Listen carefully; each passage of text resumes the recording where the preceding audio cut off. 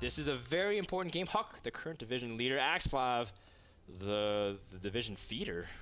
Yeah. At this point, I mean, he's sitting at statistically the worst. Now, Rain did lose 0-2, so point-wise, he's tied with Axslav. But Axslav has been losing series that I feel like he could win too. And Axslav's not a terrible player. In fact, PvP, he's actually been doing some pretty cool stuff for a while. Remember his series against Mana? Yeah. That was awesome. Very interesting. I thought he was going to win that.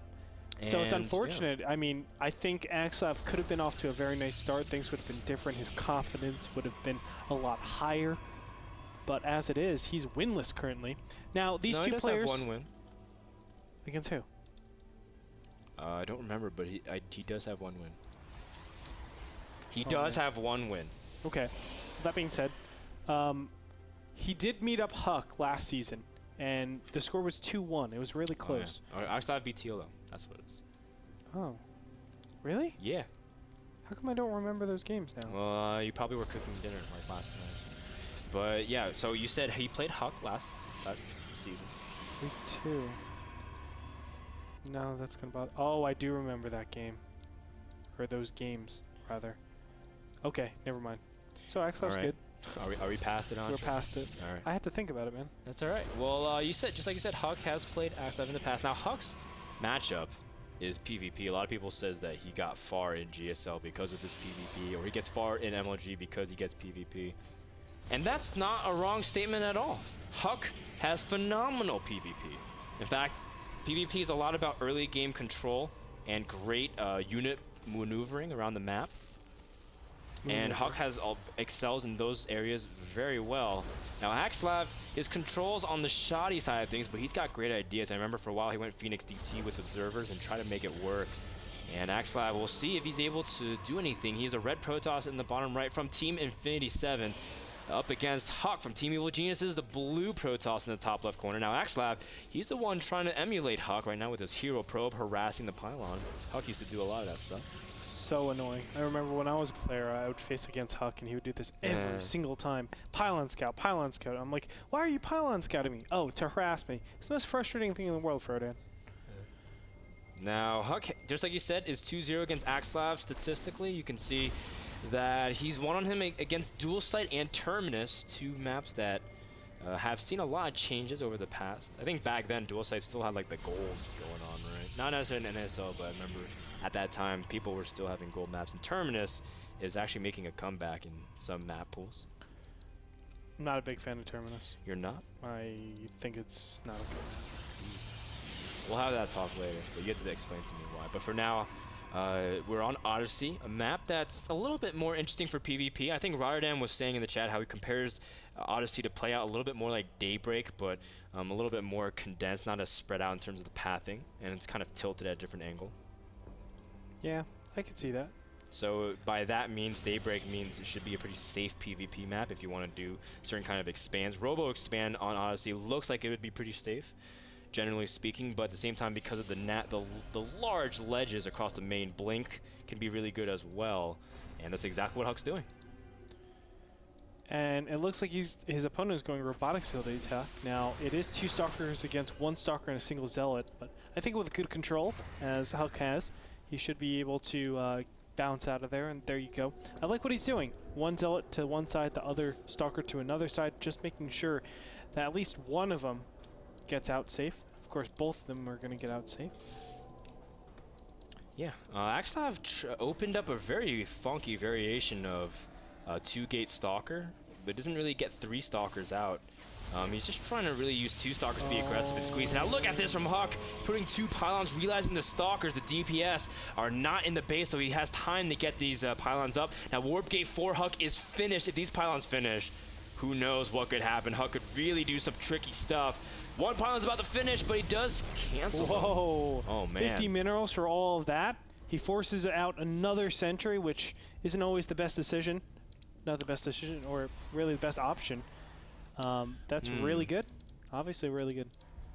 Sentries are pretty good. Axslav finishing up Warp Gate pretty delayed. We can see HuK does have some Stalkers out, much more so than Axslav. He's got 5-2 which matters all the more difference with Immortal not out.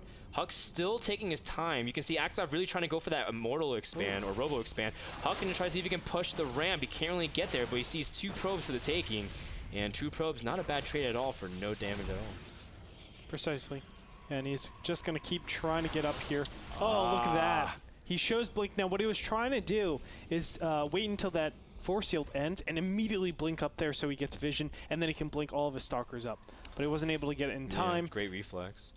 Axslav has a lot of sentries, though. Man, that's almost too much, I think, if he really wants to... I mean... When you put this many gas and sentries, it really doesn't free up your flexibility to do other things. Now, Andre, I realize that in our PvP build, or really your PvP build that you're doing, you go a lot of sentries, but if Axslav really wants any more flexibility, he has to be really cautious because sentries don't actually have a lot of DPS. You can see HuK's trying to expand as well, and he's just going to blink backwards in a very nice fashion, but you can see no real aggression attempt from HuK at this point. He's transitioning already, getting his own robotics. I think sentries are actually pretty important when you're not going against robotics tech. And that's what happens because the power is coming out of the Immortal. So you have to make sure the Immortal is well positioned and well defended. So Guardian Shield and Force Shields are a must when you're going and engaging on your opponent. So I agree with it to an extent, but I also agree with you, Frodan. I think it is just a tad too many sentries, especially for the build that he's doing. I don't think he has like an excess of gas that he can do that. HuK is really trying to capitalize on his mobility, making sure that Axslav never gets out of position. Axslav, you can see he's perusing around his perimeter to make sure there's no proxy pylons. And if you can be sure of that, he can do something. Now, he does have a Warp Prism out with no Warp Prism speed, getting his Robotics Bay now at 9.5 minutes into the game.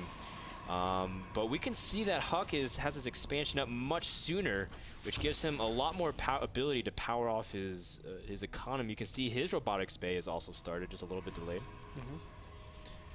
And it will be War of the Worlds. Colossus are inbound. Now let's see how much damage this War Prism can do. It took up a lot of time to actually trek across the map like this. Now it will be a positional tool, forcing the Blink Stalkers back to be a little bit more defensive.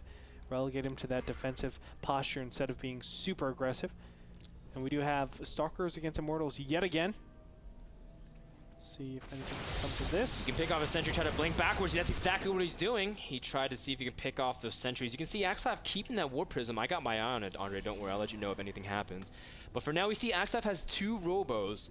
One's about to finish up, and that will allow him to go for double Colossus, which is just a huge influx of gas, a huge blink into the main as well. Axslav out of position. This is a very good job by HuK. He has to be very cautious to keep that Observer alive, though, and he immediately moves it that way while blinking away slowly at the cost of 1 Stalker. But again, he got a good scout of what Axslav is doing. Sees everything. He's up to double Robo. That's obviously super helpful. And not only that, the Robos are pretty exposed to that front, so potentially he could get those Robos picked off. And look at this, he's actually going for the pylon yet again. Awesome job by HuK, and he'll get the last shot on. Oh, he played a little bit too preemptive, thinking that he can get that last few shots off, and as a result was not able to. So HuK playing a very delicate balance. This is textbook HuK, though, really trying to play on the razor's thin edge. Axslav still not utilizing this Warp Prism. I mean, is he waiting for an opportune time? I think so. I think he's waiting for his opponent to actually pull the trigger. Because think, if you only see these 5 Stalkers in here, you're not really going to do anything. He's moving in now. The Warp Prism going to drop it directly. Now there's Sentries and Zealots and Colossi waiting back home. First Colossus also out for Axslav, trying to deal with everything.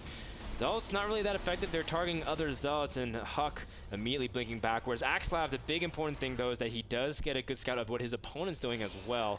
And you see HuK also has his double Robo, so... I don't think that made a lot of sense. Obviously, you just...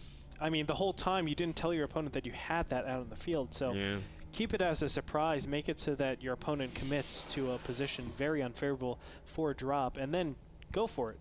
But attacking there at the worst time, if you're going to attack while units are still at home and you know your opponent still has the capabilities of having units at home, do it when your opponent has the least amount. So do it ASAP.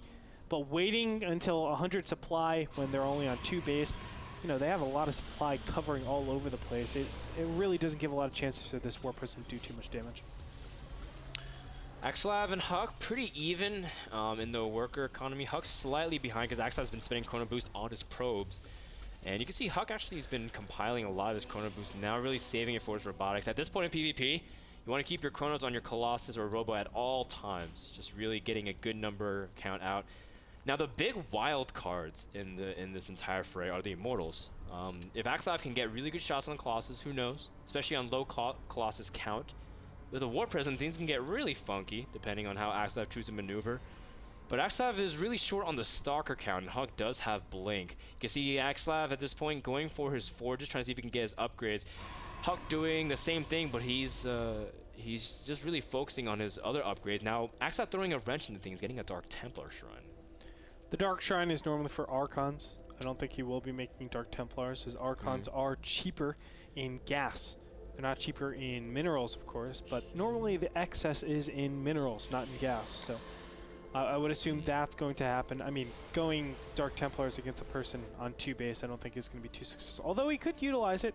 With the Warp Prism. But there's an Observer tracking it, so that's it kind of shouldn't do too much damage on paper, but you never know. Funky things can happen. Yes, Thermal Lance is sure. done for HuK, and he's compiling all of his units into the center. Warp Prism is immediately sniped. He does no longer exist, so that shuts down one option for Axslav, which he probably isn't happy about. Now, what's very interesting is if, for some reason, Axslav snipes HuK's Observer. HuK does have 1 Observer out into the field. Axslav has 2. Then all of a sudden, DTs become really empowered. So that's exactly what HuK tried to do one time at Home Story Cup against MC. And HuK could try to do, or Axslav could try to do it straight to HuK. HuK indicating he wants to take a 3rd base. Axslav really wants to shut down this play. But this is a very awkward spot for both players. Colossus can get really messed up with their AI movement, especially with that Turbine throwing a weird wrench into things. Yeah, I don't think Axslav wants to fight there. I think there's no real potential to move in here that's favorable for him. He should just take an expansion and play the macro game. I mean, this is normally what we see in PvP. Both these players get a ton of Colossus and neither want to engage because defensive positions normally give the advantage, especially when it comes to Colossus. Oh so, my. I would expect him to just take a 3rd. Oh, nice job. He tried to take a 3rd. The Zealots immediately started attacking to it, and Axslav had it on shift queue, or shift command. And the Nexus didn't get canceled because he was trying to do everything else multitasking. So HuK picking a very opportune moment to shut down the 3rd. And all of a sudden, he has that pretty big advantage where his 3rd's almost done. Now, HuK is getting his Templar Archives. Archons are fantastic damage soak against Colossus if you can get a good, reasonable number of them. Regardless, now we're entering a really hard phase of PvP of if you ever attack, you have to be very well sure that that could be the attack that loses you the game as well as win it. So you have to make sure on every turn that you have a favorable position. What is going on with these units? Axslav splitting up his units too. Yeah.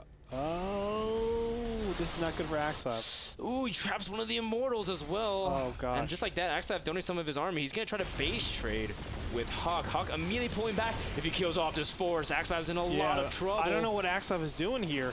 He needs to hightail and run, but I don't think he can. There's just so many units. These Zealots are going to be gobbled up as well. Yikes. Oh my gosh. And remember, those Blink Stalkers can always give chase to those Colossus. The Colossus are already badly injured. That's why I'm not sure what this trade up, or not even trade up, but this, oh, he's going to be cut off. Oh, very nice. Axslav snipes the Nexus, but he's losing all of his Colossus. Look at the surround. No, it's a huge amount of his army supply. It's 125 to 60 from Axslav. He is running out of options. He did match snipe the 3rd, but it was not worth it at all. You can see Axslav is starting to jumble up his Colossus as well. He needs a good concave. HuK's got everything in his favor. And here comes the laser show. Axslav trying to get into position, but he's just going to tap out GG, realizing he has no chance in heaven or in hell or inferno or in nightmare. Hell, even in normal difficulty, he doesn't have a chance. I have no clue what you're talking about.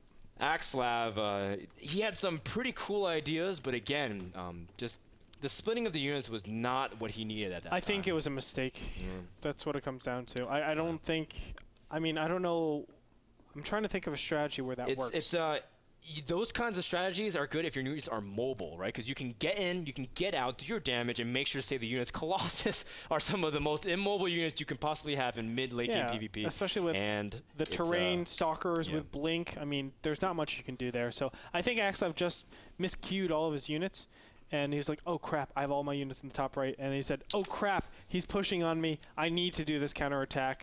And then we had a really, really silly game. So unfortunate finish for that game. But HuK is going to take the 1-0 advantage. And we're going to move on to game 2 after this. So ladies and gentlemen, that game was brought to you by iBuyPower. Of course, we love them. iBuyPower, go check them out, iBuyPower.com. After this, game number 2 between HuK and Axslav. HuK is up 1-0. Don't go anywhere. We'll be back after this.